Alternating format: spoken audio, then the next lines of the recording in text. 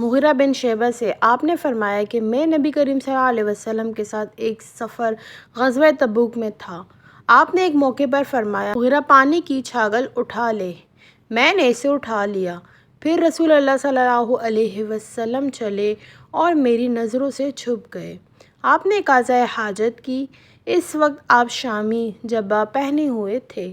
آپ ہاتھ کھولنے کے لیے آستین اوپر چڑھانی چاہتے تھے، لیکن وہ تنگ تھی، اس لیے آستین کے اندر سے ہاتھ باہر نکال لیا۔ میں نے آپ کے ہاتھوں پر پانی ڈالا۔ آپ صلی اللہ علیہ وسلم نے نماز کے وضو کی طرح وضو کیا اور اپنے خفین پر مسح کیا، پھر نماز پڑھی۔ جابر بن عبداللہ انصاری رضی اللہ عنہ سے سنا، وہ بیان کرتے تھے کہ رسول اللہ صلی اللہ علیہ وسلم نبوت سے پہلے کعبے کے لیے قریش کے ساتھ پتھر ڈھو رہے تھے۔ اس وقت آپ تہبند باندھے ہوئے تھے۔ آپ صلی اللہ علیہ وسلم کے چاچا عباس نے کہا کہ بھتیجے، کیوں نہیں تم تہبند کھول لیتے اور اسے پتھر کے نیچے اپنے کاندھوں پر رکھ لیتے تاکہ تم پر آسانی ہو جائے۔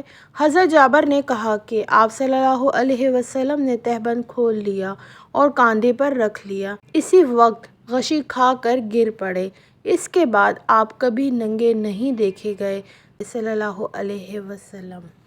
حضرت ابو ہریرہ رضی اللہ عنہ سے آپ نے فرمایا کہ ایک شخص نبی کریم صلی اللہ علیہ وسلم کے سامنے کھڑا ہوا اور اس نے صرف ایک کپڑا پہن کر نماز پڑھنے کے بارے میں سوال کیا۔ آپ صلی اللہ علیہ وسلم نے فرمایا کہ کیا تم سبھی لوگوں کے پاس دو کپڑے ہو سکتے ہیں؟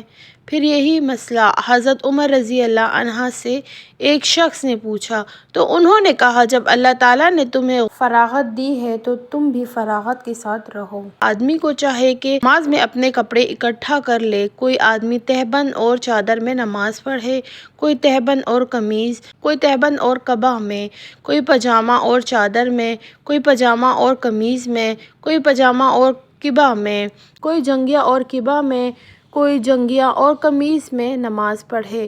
ابو ہریرہ رضی اللہ عنہ نے کہا کہ مجھے یاد آتا ہے کہ آپ نے یہ بھی کہا کہ کوئی جانگھیا اور چادر میں نماز پڑھے۔ ابن عمر رضی اللہ عنہ سے انہوں نے فرمایا کہ رسول اللہ صلی اللہ علیہ وسلم نے ایک آدمی سے پوچھا کہ احرام باندھنے والے کو کیا پہننا چاہیے؟ تو آپ صلی اللہ علیہ وسلم نے فرمایا کہ نہ قمیض پہنے، نہ پاجامہ، نہ باران کوٹ اور نہ ایسا کپڑا جس میں زعفران لگا ہوا ہو اور نہ ورس لگا ہوا کپڑا۔ پھر اگر کسی شخص کو جوتیاں نہ ملے جن میں پاؤں کھلا رہتا ہو، وہ موزے کاٹ کر پہن لے تاکہ وہ ٹخنوں سے نیچے ہو جائے۔ اور ابن ابی ذئب نے اس حدیث کو نافع سے بھی روایت کیا، انہوں نے ایسا ہی حضرت صلی اللہ علیہ وسلم سے بھی روایت کیا ہے۔ ابو سعید خدری سے کہ نبی کریم صلی اللہ علیہ وسلم نے سما کی طرح کپڑا بدن پر لپیٹ لینے سے منع فرمایا اور اس سے بھی منع فرمایا کہ آدمی ایک کپڑے میں اشتباہ کرے اور اس کی شرمگاہ پر علیحدہ کوئی دوسرا کپڑا نہ ہو۔ حضرت ابو ہریرہ رضی اللہ عنہ سے کہ نبی کریم صلی اللہ علیہ وسلم نے دو طرح کی بیع و فروخت سے منع فرمایا، ایک تو چھونے کی بیع سے، دوسرا پھینکنے کی بیع سے، اور اشتعمال سمہ سے جس کا بیان اوپر گزرا، اور ایک کپڑے میں گوٹ مار کر بیٹھنے سے۔ حمید بن عبد الرحمن بن عوف نے خبر دی کہ حضرت ابو ہریرہ رضی اللہ عنہ نے فرمایا کہ اس حج کے موقع پر مجھے حضرت ابو بکر رضی اللہ عنہ نے یوم نحر ذی الحج کی 10ویں تاریخ میں اعلان کرنے والوں کے ساتھ بھیجا تاکہ ہم منع میں اس بات کا اعلان کر دیں کہ اس سال کے بعد کوئی مشرک حج نہیں کر سکتا اور کوئی شخص ننگے ہو کر بیت اللہ کا طواف نہیں کر سکتا۔ حمید بن عبد الرحمن نے کہا، اس کے بعد رسول اللہ صلی اللہ علیہ وسلم نے حضرت علی رضی اللہ عنہ کو حضرت ابو بکر رضی اللہ عنہ کے پیچھے بھیجا اور انہیں حکم دیا کہ وہ سورۃ بارات پڑھ کر سنا دیں اور اس کے مضامین کا عام اعلان کر دیں۔ ابو ہریرہ رضی اللہ عنہ فرماتے ہیں کہ حضرت علی رضی اللہ عنہ نے ہمارے ساتھ نحر کے دن منا میں 10ویں تاریخ کو یہ سنایا کہ آج کے بعد کوئی مشرک نہ حج کر سکے گا اور نہ بیت اللہ کا طواف کوئی شخص ننگے ہو کر سکے گا۔ عبد الرحمن بن ابی موال نے محمد بن منکدر سے کہا، میں جابر بن عبداللہ انصاری کی خدمت میں حاضر ہوا۔ وہ ایک کپڑا اپنے بدن پر لپیٹے ہوئے نماز پڑھ رہے تھے، حالانکہ ان کی چادر الگ رکھی ہوئی تھی۔ جب آپ نماز سے فارغ ہوئے تو ہم نے کہا، اے ابو عبداللہ، آپ کی چادر رکھی ہوئی ہے اور آپ اسے اوڑھے بغیر نماز پڑھ رہے ہیں۔ انہوں نے فرمایا، میں نے چاہا کہ تم جیسے جاہل لوگ مجھے اس طرح نماز پڑھتے دیکھ لیں۔ میں نے بھی نبی کریم صلی اللہ علیہ وسلم کو اسی طرح ایک کپڑے میں نماز پڑھتے دیکھا تھا۔ انس بن مالک رضی اللہ عنہ سے روایت کرکے کہ نبی کریم صلی اللہ علیہ وسلم غزوہ خیبر میں تشریف لے گئے۔ ہم نے وہاں فجر کی نماز اندھیرے ہی میں پڑھی۔ پھر نبی کریم صلی اللہ علیہ وسلم سوار ہوئے اور ابو طلحہ بھی سوار ہوئے۔ میں ابو طلحہ کے پیچھے بیٹھا ہوا تھا۔ نبی کریم صلی اللہ علیہ وسلم نے اپنی سواری کا رخ خیبر کی گلیوں کی طرف کر دیا۔ میرا گھٹنا نبی کریم صلی اللہ علیہ وسلم کی ران سے چھو جاتا تھا۔ پھر نبی کریم صلی اللہ علیہ وسلم نے اپنی ران سے تہبند کو ہٹایا، یہاں تک کہ میں نبی کریم صلی اللہ علیہ وسلم کی شفاف اور سفید رانوں کی سفیدی اور چمک دیکھنے لگا۔ جب آپ خیبر کی بستی میں داخل ہوئے تو آپ صلی اللہ علیہ وسلم نے فرمایا، اللہ اکبر، اللہ سب سے بڑا ہے۔ خیبر برباد ہو گیا۔ جب ہم کسی قوم کے آنگن میں اتر جائیں تو ڈرے ہوئے لوگوں کی صبح منحوس ہو جاتی ہے۔ آپ نے یہ 3 مرتبہ فرمایا۔ اس نے کہا کہ خیبر کے یہودی لوگ اپنے کاموں کے لیے باہر نکلے ہی تھے کہ وہ چلا اٹھے، محمد صلی اللہ علیہ وسلم آن پہنچے۔